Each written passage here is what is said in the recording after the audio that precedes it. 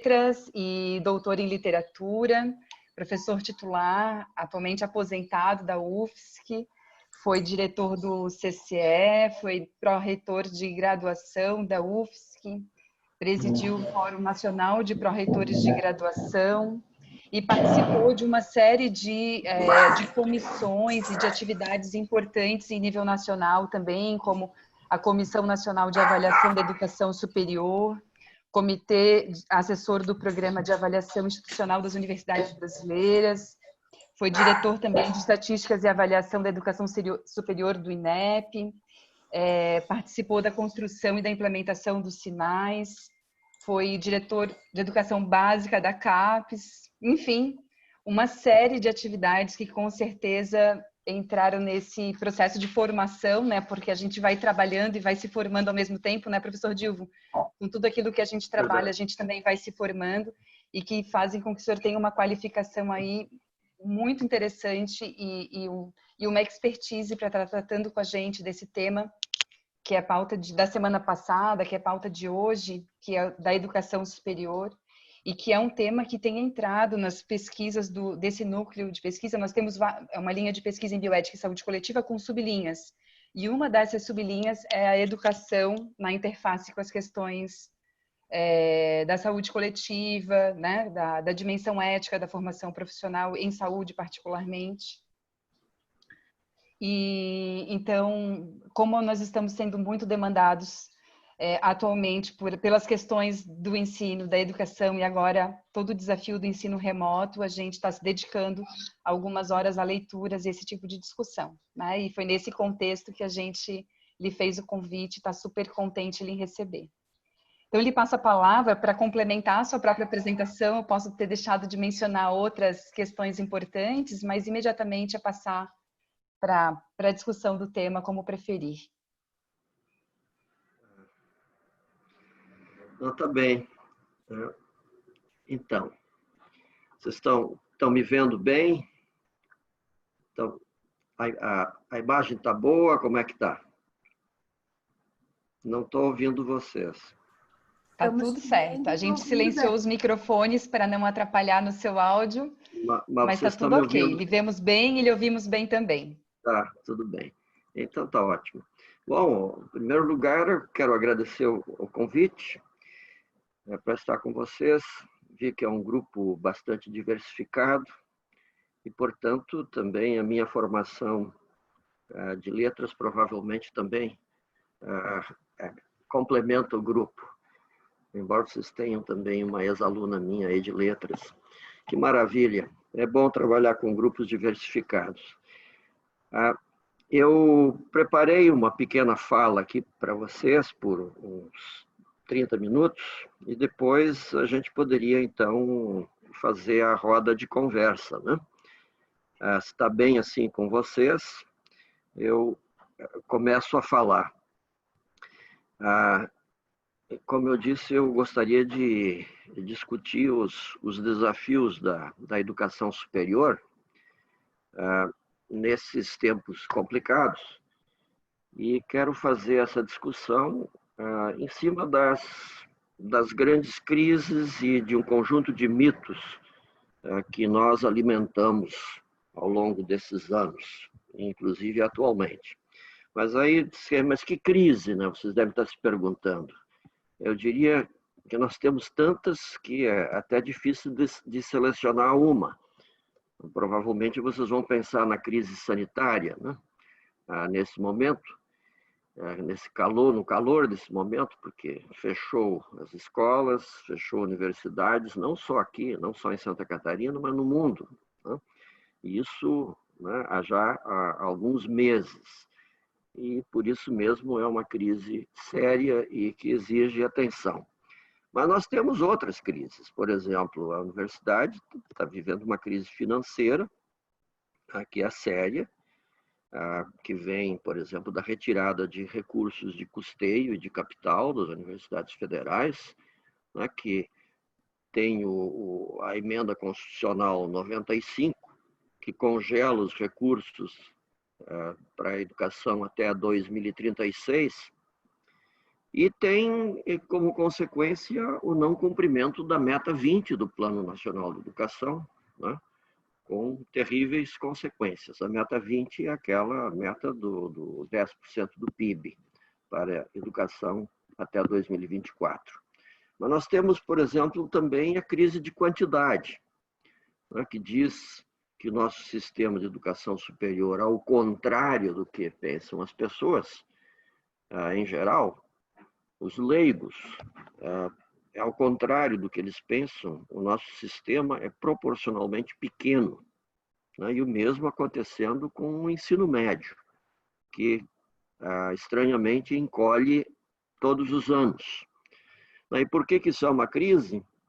Porque nós temos uma meta de expansão no Plano Nacional de Educação que está sendo jogada às traças, especialmente no ensino superior público. Depois nós temos o que nós podíamos chamar de uma crise de qualidade.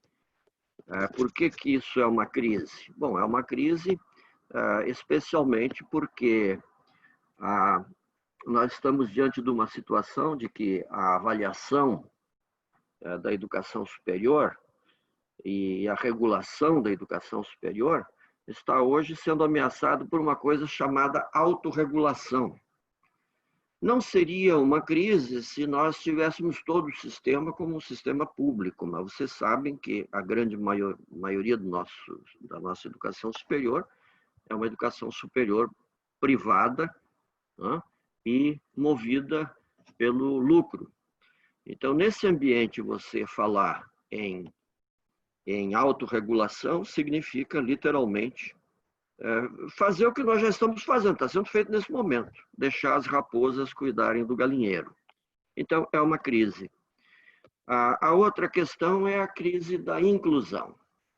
Nós avançamos muito nos últimos anos com a política de expansão, da interiorização da educação superior, através de programas como ProUni, ReUni, Universidade Aberta, uma política de cotas, mas as resistências, como vocês sabem, são hercúleas. E o último ato do último ministro, que nós tivemos, tentando acabar com, por exemplo, com a política de cotas, são exatamente os elementos que mostram que nós estamos diante de uma situação de crise que coloca em risco os avanços conquistados no Brasil nos últimos anos. Mas, além destas crises, aí nós temos o que eu chamo de crise dos mitos, e que nós temos que superar um dia, e eu espero que a gente supere. O primeiro mito, por exemplo, é o mito de que a quantidade é inimiga da qualidade. Vou explicar um pouquinho mais depois. Segundo mito, o mito de que a quantidade levará ao desemprego de profissionais altamente qualificados.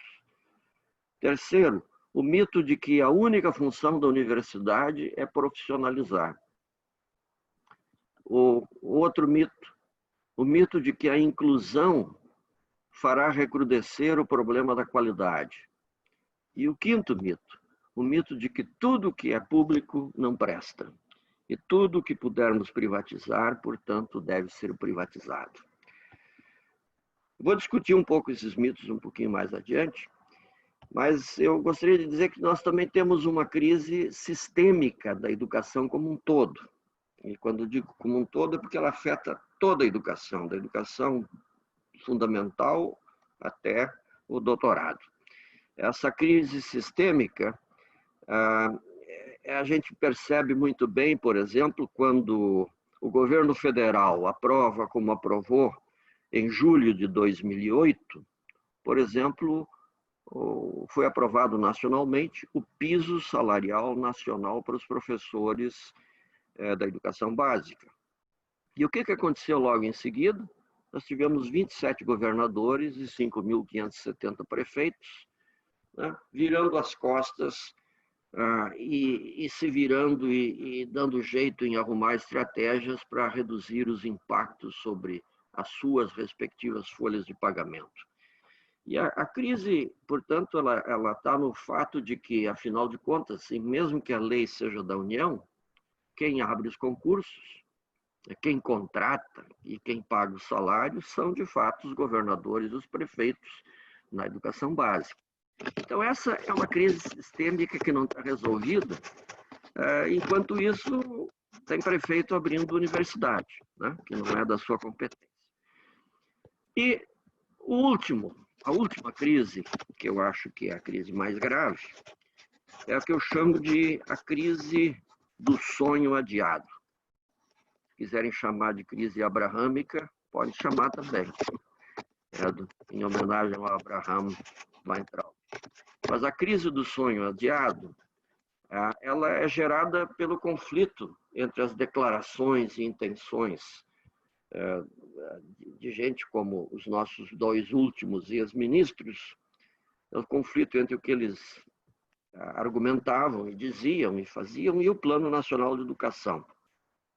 E esse conflito ameaça pôr por terra não só o que se conquistou, mas também o futuro que estava sendo construído a partir do PNE. E aqui eu quero lembrar, porque vocês devem estar imaginando essas alturas, o Dilvo vai fazer uma ode ao desânimo, né?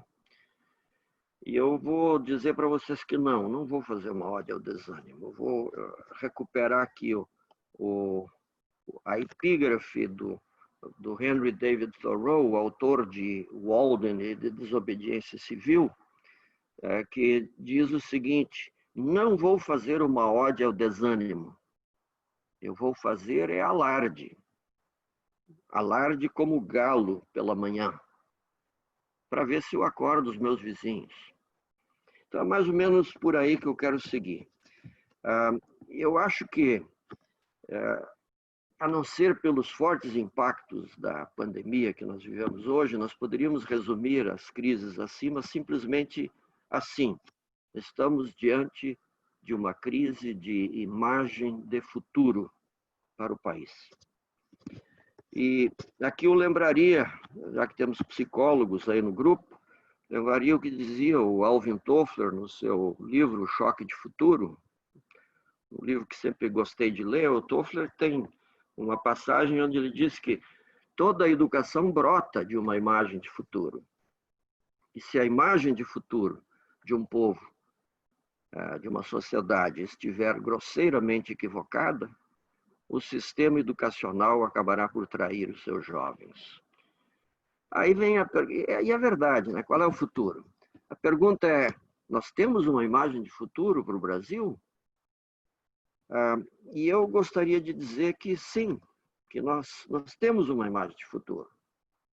E a dúvida é: será que o que até há poucos dias era a imagem de futuro tornou-se agora uma imagem de passado? Algo que seria, mas que não vai mais ser? Ou que o desejo virou apenas memória? A pergunta é: há uma nova imagem de futuro se sobrepondo ao que até pouco tempo se julgava ser o futuro em construção?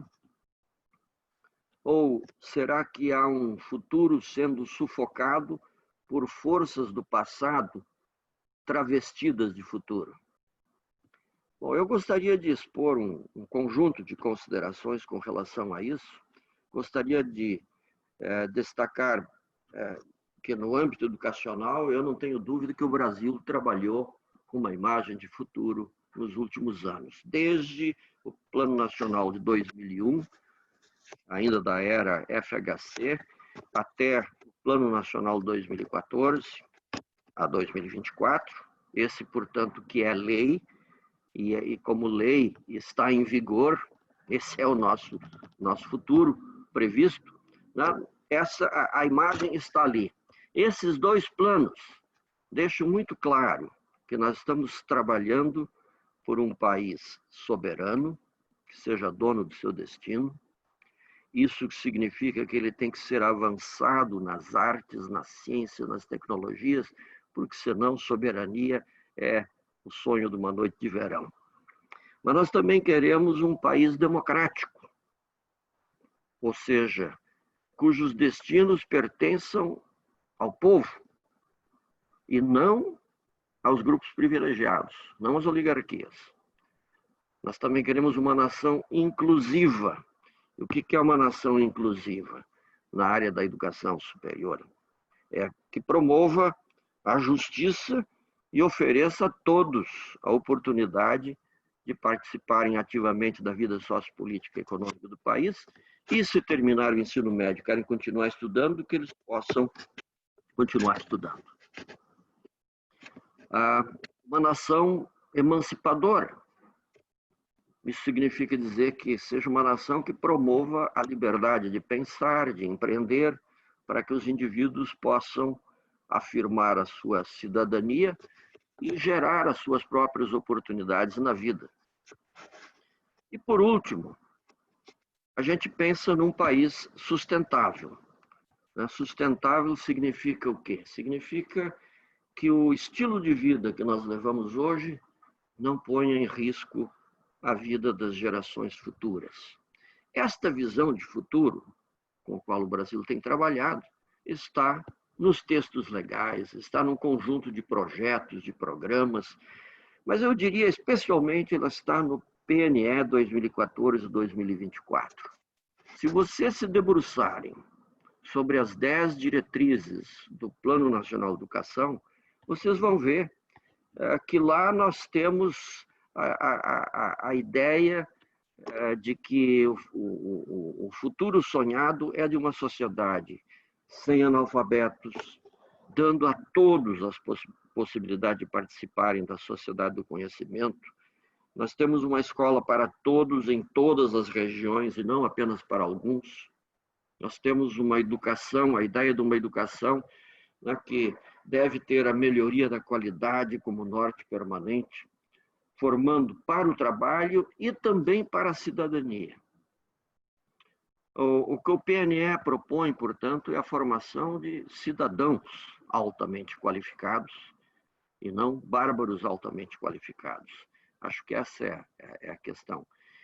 E se vocês olharem para a organização das escolas, ela deve estar assentada em princípios democráticos, colegiados e participativos de pais, professores, estudantes da comunidade, e não no militarismo, não no poder monocrático e autoritário. E a educação deve promover as humanidades, as ciências, as tecnologias, a arte e a cultura. Não apenas aquilo que nós achamos que que serve ao utilitarismo e ao imediatismo do mercado. Não apenas isso, né? Mas movido também pelo que significa para o avanço do conhecimento e para a melhoria da qualidade da vida. E tem a vinculação ao PIB. Quer dizer, por que tem uma vinculação ao PIB? Porque nós temos que assegurar o compromisso com a expansão, com a inclusão de todos os cidadãos, em especial com o pagamento da dívida histórica com os grupos sociais subrepresentados e subrepresentados por causa do elitismo histórico do nosso sistema. E também, se vocês olharem, vocês vão ver que tem um compromisso com a qualidade. Não com a qualidade em si, mas com a qualidade combinada à equidade, ou seja, com a igualdade de oportunidade para todos. E para podermos construir a qualidade, temos que valorizar, por exemplo, os professores, os profissionais da educação, e não fazer o que nós andamos fazendo, né, ultimamente, torná-los objeto de execração pública, de querer filmá-los, né, e expô-los, etc. Por fim, ainda nas diretrizes, vocês vão ver a defesa dos direitos humanos. Hoje, os direitos humanos são reconhecidos como fundamentais para a vida e para a paz social. Os direitos humanos são princípios de convívio social harmonioso e respeitoso das sociedades civilizadas do mundo contemporâneo. Ou seja, não é coisa de esquerda, né? E esse respeito tem a ver com a sustentabilidade, né, como princípio. Note que a sustentabilidade é um princípio dentro do PNE, para que o nosso respeito ao meio ambiente contribua para a preservação da vida no planeta que compartilhamos. Compartilhamos como seres humanos, sejamos nós católicos, protestantes, budistas, shintoístas, muçulmanos, rastafaris ou ateus. Então, há nas diretrizes do Plano Nacional um futuro claramente sonhado pelos formuladores do PNE. E as suas 20 metas e as centenas de estratégias que estão lá contidas são derivadas desta visão. Importante observar que, como todas as metas que estão lá, todas elas dialogam direta ou indiretamente com a educação superior, ou seja, com a graduação e com a pós-graduação.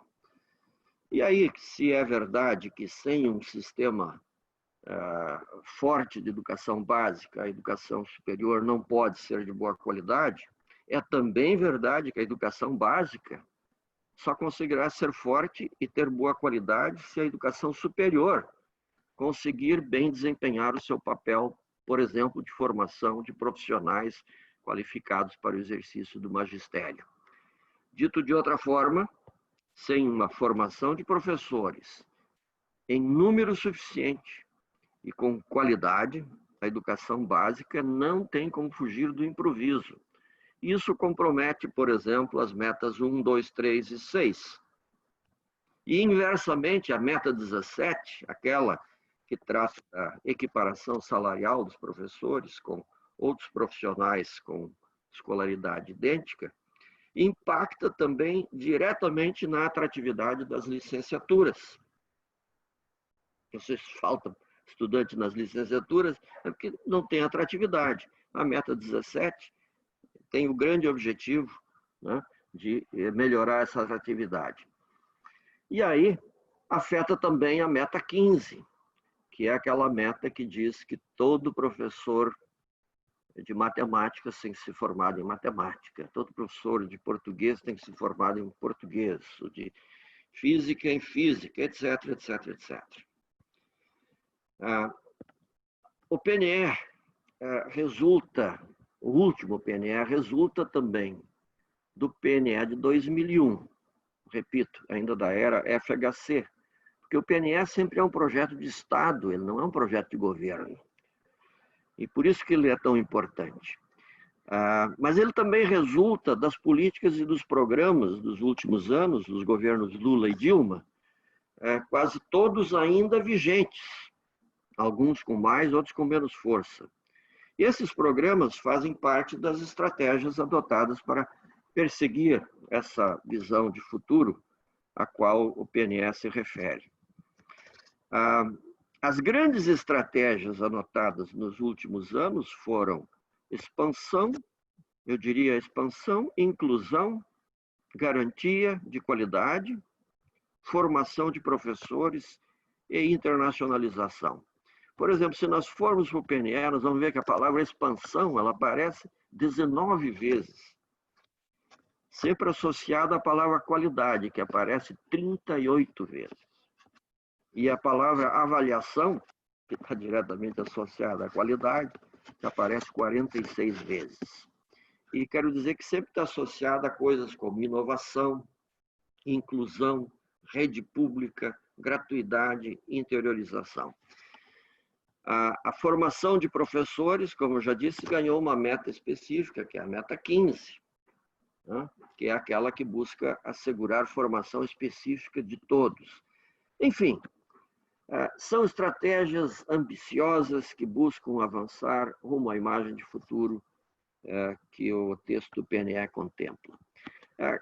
Com relação à expansão, vamos falar rapidamente sobre isso. Nós saímos, nos últimos 26 anos, de uma educação superior que tinha 1,5 milhão de estudantes.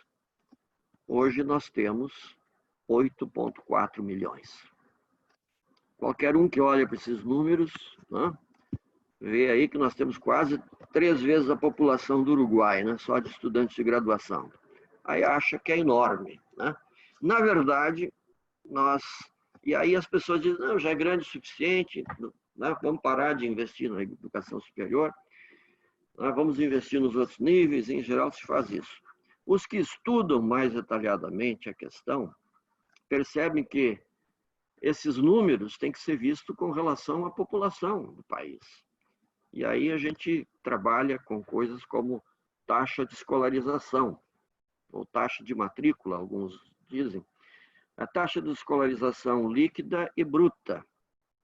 E quando a gente faz essas comparações, a conclusão é óbvia. Na verdade, o nosso sistema é pequeno e quantitativamente insatisfatório. A nossa educação superior especificamente. Por exemplo, a taxa de escolarização líquida, a gente calcula pegando a população do país de 18 a 24 anos e divide pelos matriculados da mesma faixa etária, de 18 a 24 anos. Aí nós chegamos à conclusão que nós temos uma taxa de 25%. Ou seja, 25 de cada 100 conseguem chegar à educação superior na idade correta. A idade correta é considerada 18 a 24 anos. De 15 a 17, ensino médio, né? E até os 17, até os 16, no caso, no ensino fundamental. Então, a título de comparação com outros países, por exemplo, países europeus, América do Norte, eles já têm taxas de escolarização de mais de 40% há várias décadas. Não é de agora, é de várias décadas. Mas eu acho que o importante é que a gente perceba que isso não é um mero número. Esses percentuais nos dizem quantos de cada 100 jovens vão à educação superior, ou também quantos cérebros, inteligências, energias criativas o país potencializa para que eles possam melhor contribuir para o desenvolvimento nacional. Ora, se nós potencializamos 25 de cada 100, significa dizer que a 25 não são dadas as condições, que a 75 não são dadas as condições ou a motivação suficiente para que possam continuar os seus estudos para além do ensino médio. Foi por esse motivo que o Plano Nacional de Educação estabeleceu como meta para 2024 uma taxa de escolarização líquida importante, mas modesta. Veja, é modesta, de 33%. Ora, eu acabei de dizer que os países europeus e vários países da América Latina já têm, né, taxas superiores a isso há muito tempo. Então, ela é muito modesta, mas ela é importante, mesmo modesta, porque ela estabelece um norte. Se nós estamos com 25, nós queremos avançar. Pelo menos queríamos. Hoje eu já não tenho mais tanta certeza se existe vontade política para isso. Outra questão que nós temos que considerar é a evolução dessas matrículas nas diferentes categorias administrativas, público e privado.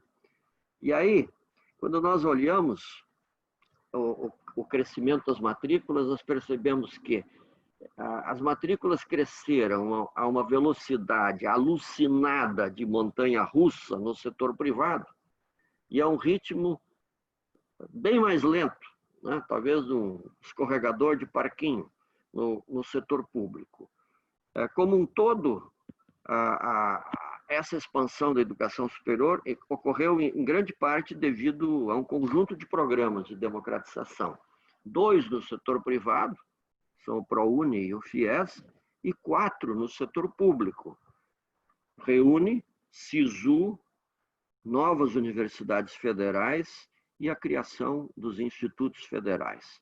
Aí nós temos que destacar o seguinte: dos 8,4 milhões de matriculados que nós temos no sistema, 6,3 milhões estão no setor privado. De 8,4, 6,3 estão no setor privado. Concluímos, portanto, que a educação superior é essencialmente privada. Certo? Errado. Porque se nós olharmos para a fonte de financiamento dessas matrículas privadas, nós vamos concluir que dos 6,3 milhões, 3,4 milhões, ou seja, 55% dos 6,3 milhões, são financiados por 2 programas do governo, pelo ProUni e pelo FIES, com recursos públicos federais. Ou seja, nós estamos a dizer que mais da metade das matrículas no setor privado são, na verdade, matrículas públicas federais. Ah, e eu quero deixar bem claro que nesse cálculo não estão incluídos outros programas, não estão incluídos repasses estaduais, por exemplo, o artigo 170 aqui de Santa Catarina, da Constituição de Santa Catarina, que dá bolsas no setor privado. Não estão contempladas, contabilizadas as doações de terrenos, prédios, instalações, equipamentos, transporte estudante, etc. E também não estão contemplados os 8,4 bilhões de reais que a União repassa anualmente, por exemplo, ao Sistema S. Se tudo isso fosse contabilizado, nós chegaríamos a várias conclusões. Primeiro, que a educação superior brasileira não é tão privada quanto parece. 2, que a educação superior privada brasileira é majoritariamente financiada pelo poder público, numa parceria público-privada poucas vezes percebida, e às vezes até detonada, né? Frequentemente detonada, mas sem ter essa compreensão. E 3, que as empresas educacionais com fins lucrativos, e aí eu peço perdão até pela expressão chula que eu vou usar, mas eles consomem gulosamente políticas socializantes e arrotam capitalismo selvagem. Essas empresas educacionais fazem isso.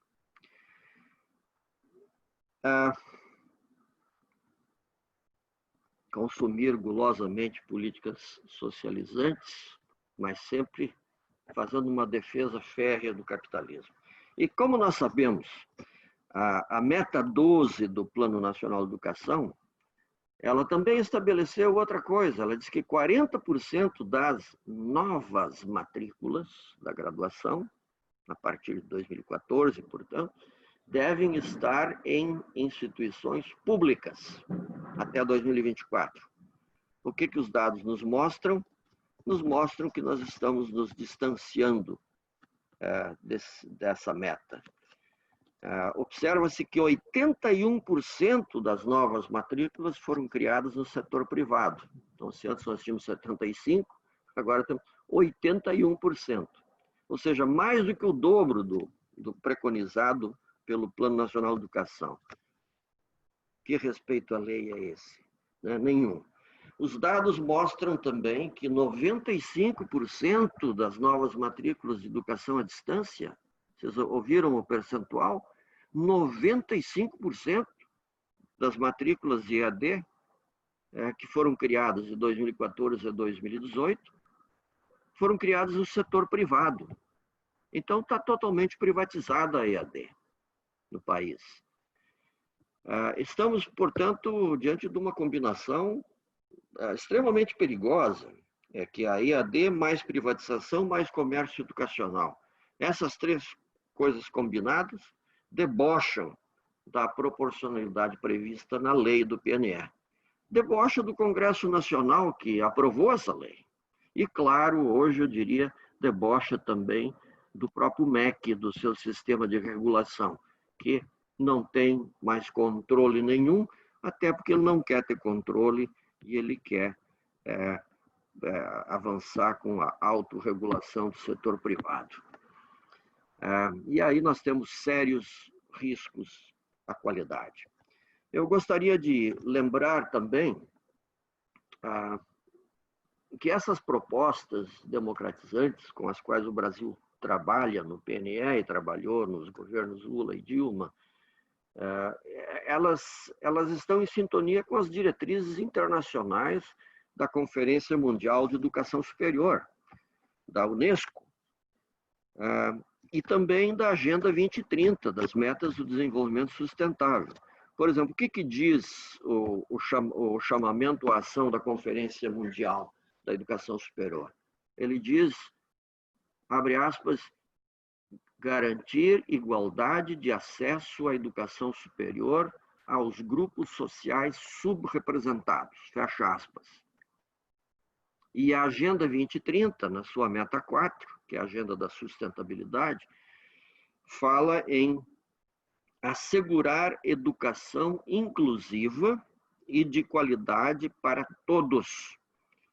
E aqui vem a parte mais interessante. promover a educação continuada ao longo da vida. Fecha aspas. Percebe-se também que para as Nações Unidas a qualidade está inextricavelmente vinculada à inclusão. Ou seja, não é qualidade para poucos, é qualidade para todos. Além de essas diretrizes terem norteado a elaboração das metas e das diretrizes do PNE, elas também se traduziram no Brasil em importantes políticas e programas de democratização. E é bom a gente lembrar alguns desses programas. Por exemplo, nós temos o ProUni, Universidade para Todos, o ReUni, a criação de novas universidades, o FIES, o SISU, os institutos federais. Então, só deixa eu dizer algumas palavrinhas sobre cada um deles. Sobre o ProUni, por exemplo, poucas pessoas sabem disso, né? Mas o ProUni, ele já formou mais de 500 mil estudantes bolsistas, todos carentes. Isso é mais de 500 mil de estudantes. Esse número é grande? É bastante? É claro que é. Ele é equivalente, para vocês terem uma ideia, a mais de 4 gerações de formandos de todas as universidades federais juntas, que formam em torno de 100 mil por ano. Então, um pouquinho mais de 100 mil. Portanto, é um número impressionante, como um programa de inclusão educacional, né, e social. No setor privado, né, com bolsas no setor privado a fundo perdido. O ReUni foi uma proposta de reestruturação e interiorização das universidades públicas federais, mas vamos lembrar, por exemplo, que o ReUni, ele criou 170 novos campi das universidades federais, todos em cidades do interior. Quer dizer, porque as universidades federais estavam só nas capitais.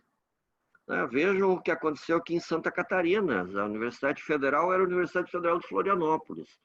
Hoje ela está em Joinville, está em Curitibanos, está em Blumenau, está, eu acho que é Araranguá, não me lembro mais. São 5 campos. Então, isso que aconteceu aqui, aconteceu no país todo. São 170 novos campi. Não é pouca coisa. Por que isso é democratizante? Porque levou lá para o interior, né, onde as pessoas tinham dificuldade de ir para as capitais, porque é um custo extra sempre, né, e hoje eles têm o seu campus lá perto de suas casas. E, ao mesmo tempo, foram criadas 20 novas universidades federais, 20, algumas com vários campi. Eu, pessoalmente, tive o prazer de ser o reitor implantador de uma delas, a Universidade Federal da Fronteira Sul, que tem 6 campi. Né? Qual era a ideia? A ideia é interiorizar e criar a possibilidade para que mais gente possa estudar. Se vocês não sabem quais são essas 20, eu posso passar a lista para vocês das 20. Às vezes as pessoas dizem 16, 17, não, foram 20. O outro programa importante foi o FIES, mas o FIES a partir de 2010. É importante dizer que o FIES foi criado ainda na era FHC, mas o FIES de 2010 a 2015 é outro FIES. Ele criou realmente a possibilidade para democratizar o acesso ao setor privado, dentro daquela ideia da parceria, que hoje eu acho que nós temos que rever. Né? Eu acho que tem uma série de problemas com o FIES, mas a ideia do FIES, por exemplo, uma delas era a gratuidade para estudantes das carreiras de professor e de médico. Aposto que muitos de vocês não sabiam disso. Mas se você pegar FIES e estudar para medicina ou para ser professor, e se depois você for trabalhar na rede pública de educação ou de saúde, você não precisa devolver o dinheiro do FIES. Ele é um empréstimo a fundo perdido. E o SISU, mas por que o SISU é democratizante? Porque antigamente quem conseguia fazer vários vestibulares é quem pegava o avião né?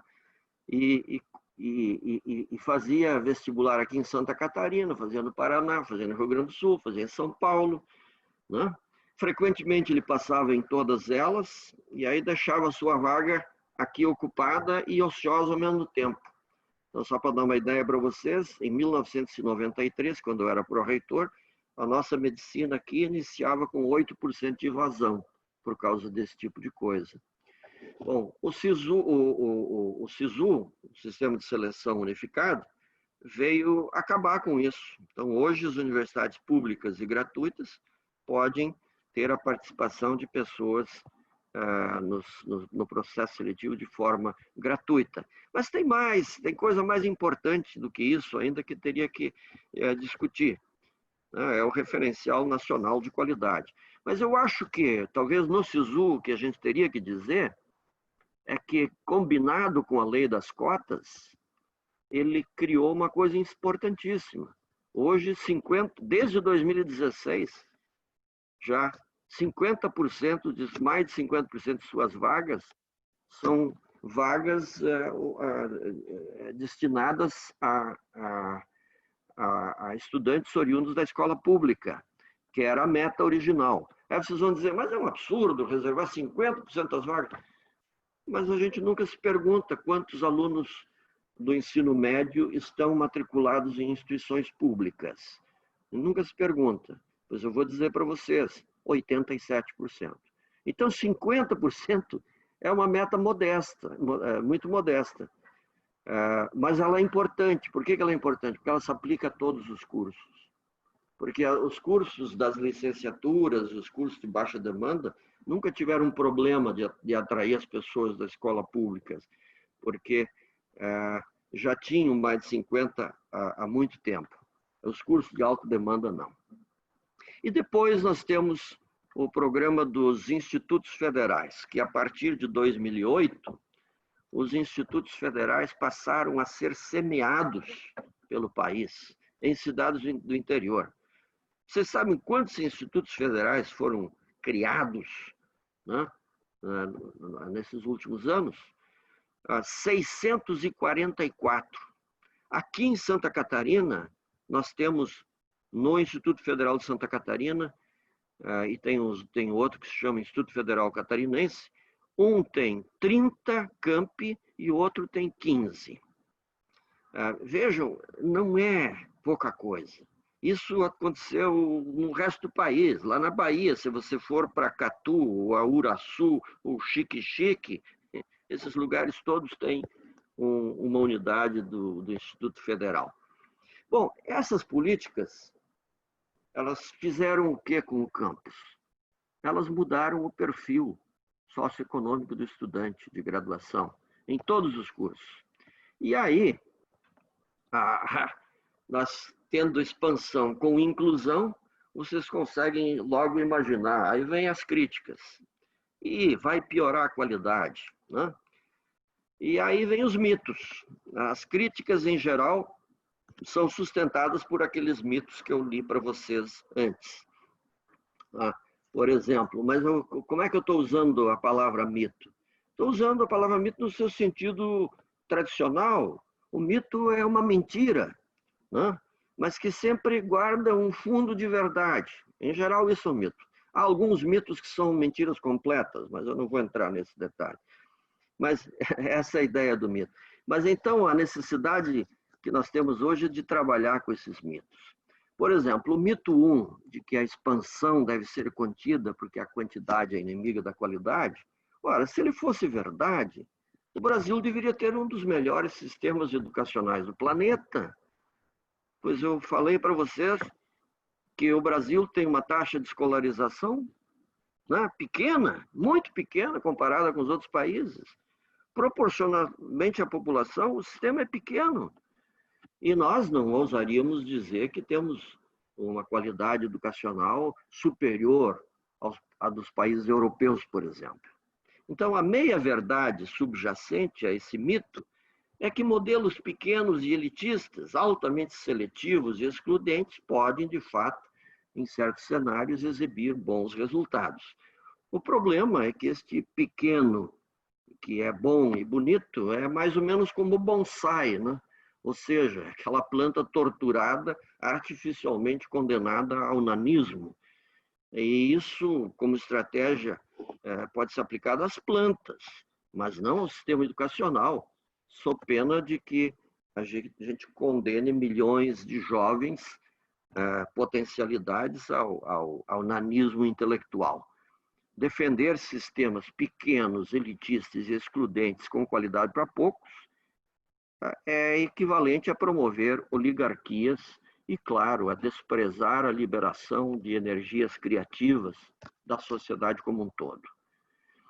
O mito 2, que diz que a popularização da graduação levará a legiões de doutores desempregados, de motoristas de Uber, entregadores de pizza com diploma de bacharel, ele é basicamente sustentado por políticas corporativas, corporativistas, né?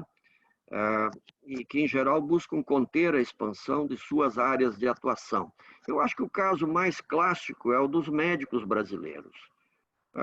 Nós temos um médico aí no grupo, mas talvez ele não saiba, né, que já em 1970, né, o MEC publicou um texto em que ele propunha, ele dizia que a profissão do médico estava sendo banalizada, que haveria legiões de médicos desempregados em 1976 se a política da época fosse mantida. Naquela época, porque já tinha médico demais, né? Esse era o argumento. A população brasileira da época era de 90 milhões. Estima-se que formava, então, um médico para cada 10.800 habitantes. Em 2004, 34 anos mais tarde, quando a população brasileira era o dobro, 180 milhões, ou seja, o dobro da de 1970, a relação de médico formado por habitante no país era de 1 para cada 19.778, ou seja, quase o dobro. O resultado disso nós sabemos e as consequências disso nós sofremos até hoje, quando nós somos 210 milhões. E quando mesmo antes da pandemia, nós implorávamos por mais médicos, é que daí que surge a política do mais médicos. Não só nas cidades do interior nós implorávamos por mais médicos, mas em todos os espaços. Daí o programa que trouxe profissionais estrangeiros, mas especialmente, eu diria, para o bem do país, abriu vários cursos de medicina. A minha Universidade Federal da Fronteira Sul aqui abriu 2 cursos de medicina e teve, surpresa para vocês, 300 candidatos por vaga no primeiro processo seletivo. 300 por vaga. Bom, mas o mito de que a expansão levará a legiões de bacharéis desempregados desconhece as evidências de que as pessoas com educação superior desenvolvem habilidades que as tornam menos vulneráveis a crises econômicas e que permitem que eles criem suas próprias oportunidades mediante atividades empreendedoras. É este o motivo pelo qual, em qualquer tempo de bonança ou de crise econômica, os salários médios dos graduados são sempre superiores aos dos que apenas concluíram o ensino médio. Mas o mito desse amplo desemprego ele deriva de um outro mito, que é o que diz que a função da universidade é profissionalizar. A demonstração de que nós estamos diante de mais um mito vem de vários espaços e de vários estudos, embora isso talvez seja uma das coisas mais difíceis de dizer aos estudantes e também aos professores. Os estudantes, segundo os dados do questionário socioeconômico do ENAD, eles vêm ao campus, na grande maioria dos casos, em busca de uma profissão. E eles querem do professor um mapa que os conduza numa trajetória tranquila e segura do vestibular à sepultura. É como se aos 18 anos eles já tivessem a sua trajetória de vida plenamente traçada. Aí eles supervalorizam, portanto, disciplinas eminentemente técnicas, profissionalizantes, e olham com desprezo para disciplinas de formação em geral, tidas como cosméticas e sem importância. E depois de formados, claro, eles vão descobrir, atônitos, como aponta recente estudo do Banco Mundial, que a dedicação ao desenvolvimento de outras habilidades transferíveis poderia dar-lhes um pouco mais a tranquilidade que buscam, pois ampliariam o leque dos requisitos básicos para adaptabilidade a um mundo em permanente e acelerada mudança. Até porque muitas das coisas vão ter que reaprender logo depois que saírem da sala de aula. Essas observações, elas corroboram o que o professor Edson Nunes foi presidente do Conselho Nacional de Educação, também diretor do IBGE, é o professor da Cândido Mendes. Ele e sua equipe fizeram um estudo, né, em que eles analisam a realidade ocupacional e a profissional, né, mostrando como as duas são muito distintas. E os dados são interessantes. Por exemplo, só 75% dos médicos formados exercem medicina. Só 71% dos dentistas exercem odontologia. E só 1/3 dos bacharéis em direito trabalham com direito. E aí tem muitos outros, quer dizer, 1/3 dos engenheiros trabalha com engenharia. O pessoal da psicologia que está aí, os psicólogos, é só cerca de 20%. 45% dos psicólogos trabalham com psicologia e 20% do pessoal de comunicação social atua na área. E não precisamos falar nem dos professores licenciados, né? Porque professor licenciado é uma coisa engraçada, né? Ele corre o mundo. Né? Outro dia desse eu estava em Doha, no Catar, abriu a porta do meu carro, do táxi, e eu conversei um pouco com o colega do lado, e o sujeito que abriu a porta disse assim: "Bem-vindo, professor Dilvo". Eu olhei para ele, era um ex-aluno meu aqui da UFSC, em Doha, no Catar, trabalhando num hotel. Vocês podem ver, ele disse que era melhor, que ele ganhava mais lá do que como professor no Brasil. Por último, é necessário comentar o temor existente ainda no meio acadêmico com relação à inclusão. A ideia de que levará ao afrouxamento de padrões, vai criar um problema de qualidade, etc, etc, etc e tal. Se nós olharmos para os dados, nós vamos ver que não é nada disso. Por exemplo, os dados do INEP com relação ao ProUni mostram que... eu teria que mostrar isso para vocês para ser melhor, mas isso eu não consigo fazer aqui com esse meio. Mas, por exemplo, você sabe que tem ENAD todos os anos, né? Mas no ano 1 é o grupo 1, no ano 2 o grupo 2, ano 3 o grupo 3. Então, eles vão se revezando. Ano 4 é o grupo 1 de novo. Então, no grupo 1, por exemplo, os pró-unistas demonstraram desempenho superior aos não pró-unistas em 10 de 16 áreas em 2007 e em todas as 18 áreas avaliadas em 2010, 3 anos depois. Em 2008, o grupo 2, os pró-unistas tiveram desempenho superior em 26 de 33 áreas avaliadas.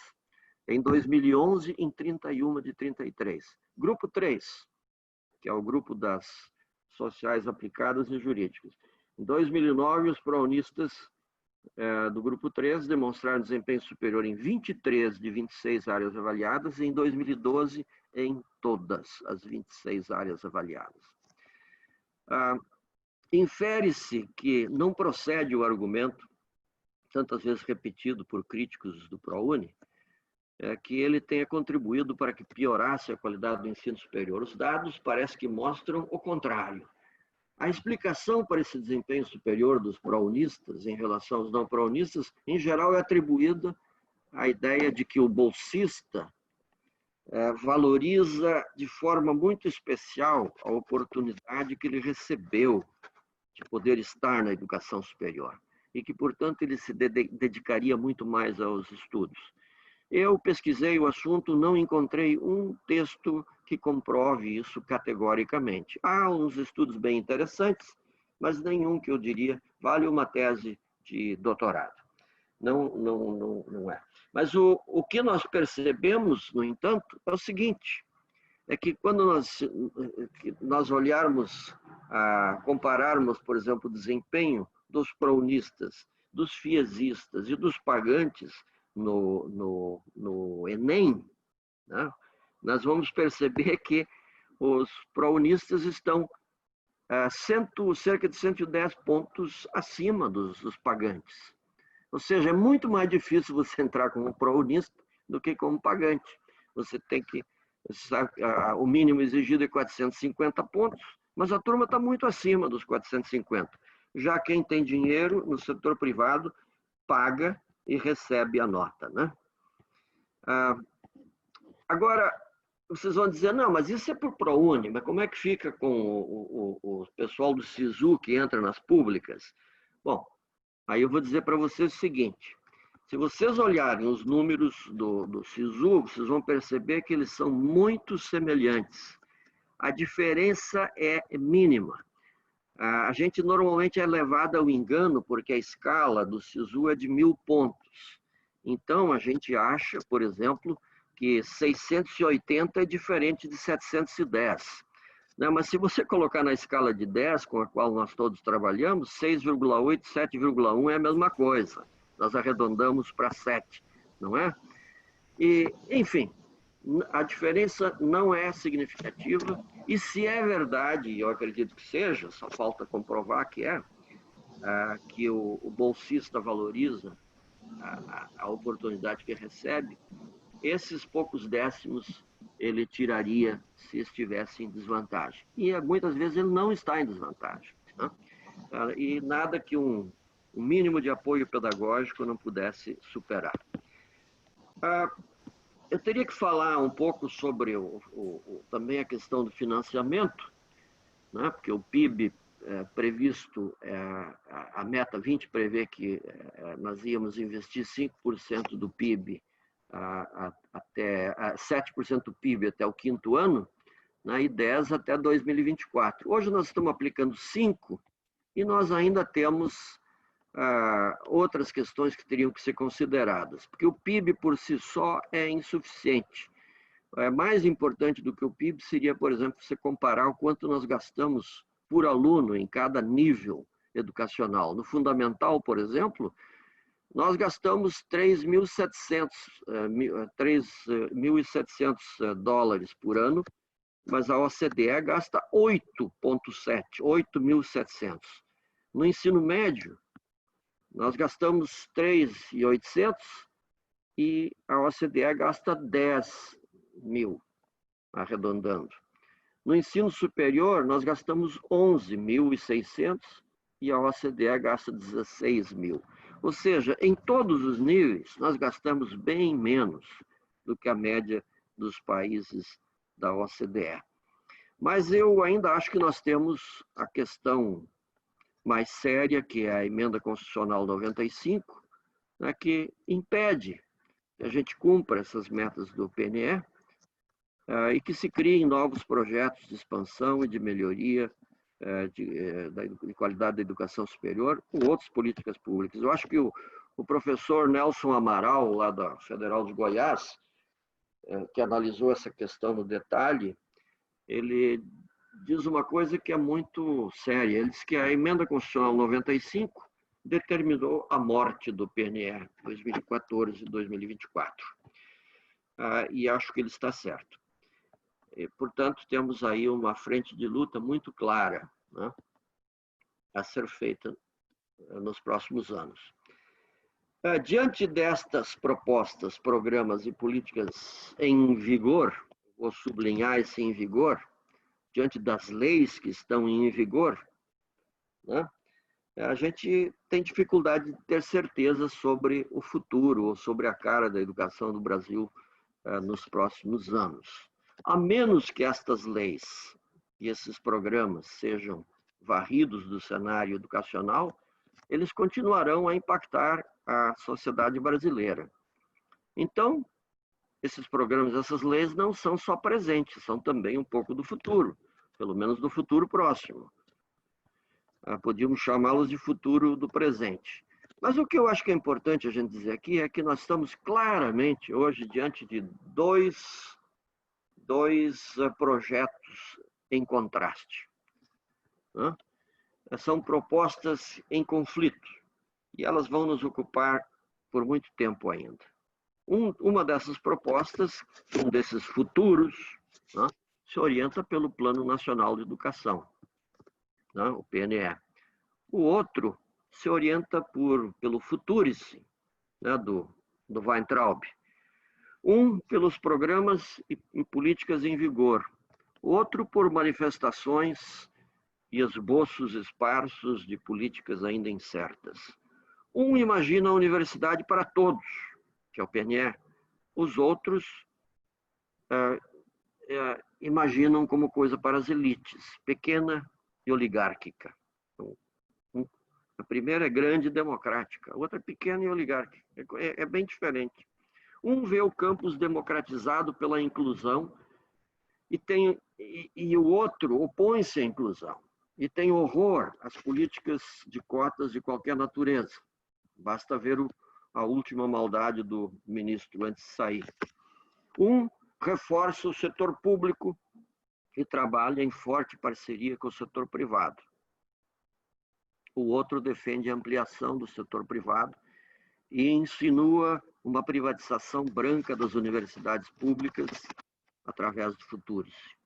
Um insiste que a educação deve ser vista como um todo, da pré-escola ao doutorado.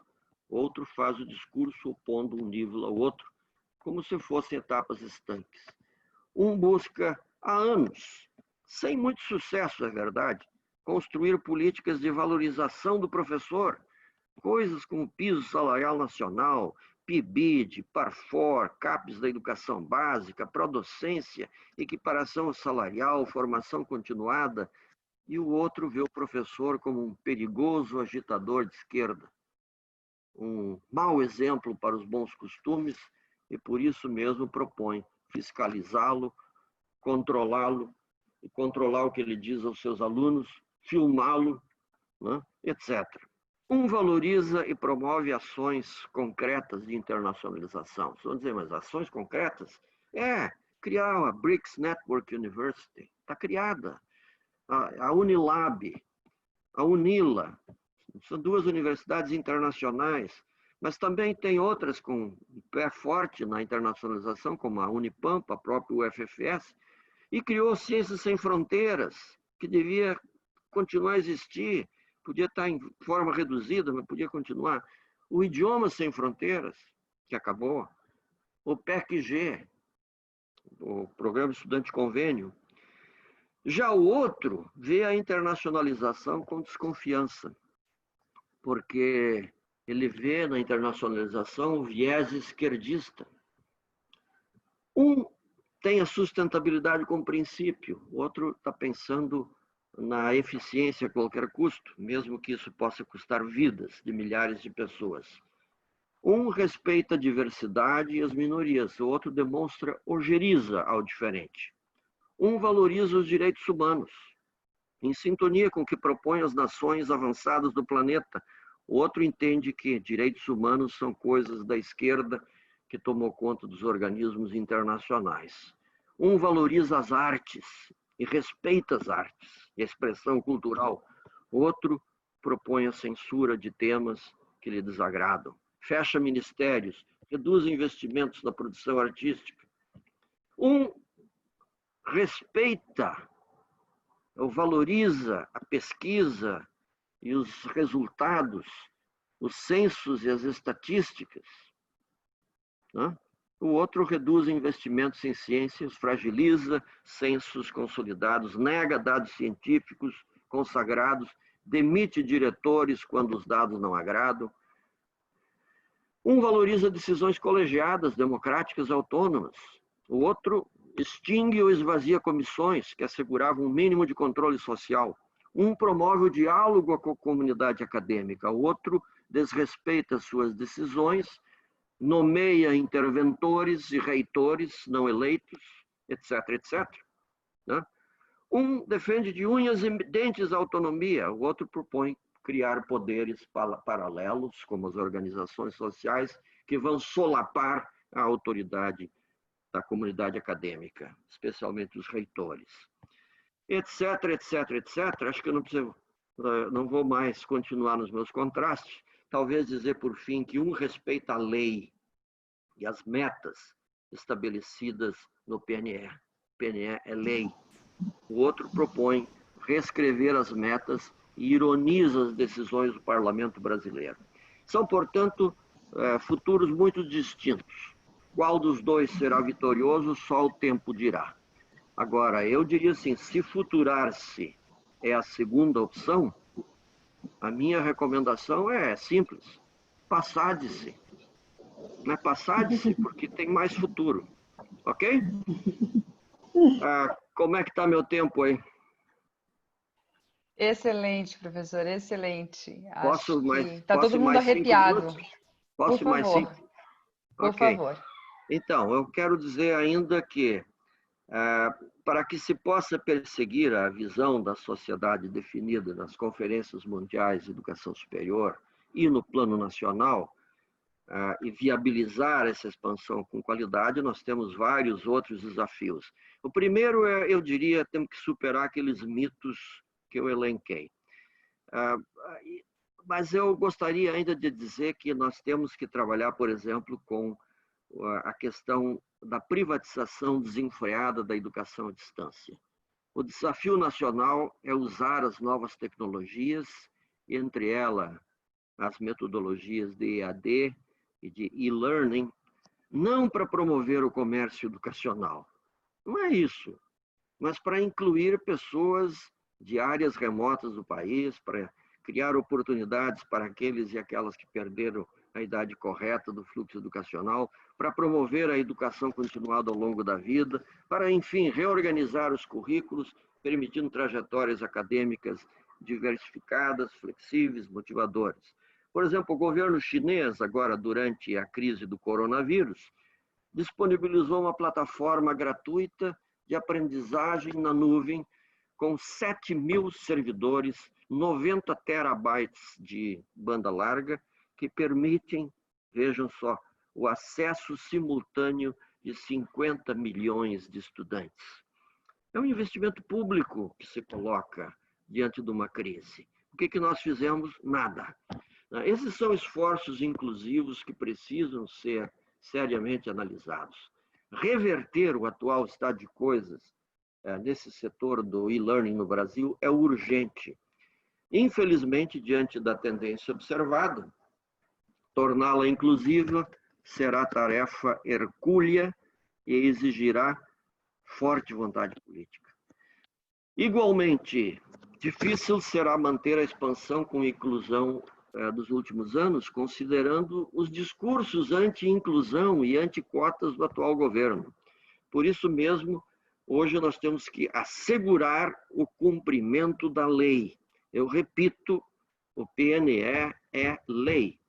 E promover as gestões e as mobilizações políticas no sentido de impedir que esta lei seja revogada ou que tenha suas metas alteradas para atender a interesses do momento, dos governos de plantão. É fundamental ser redundante nisso.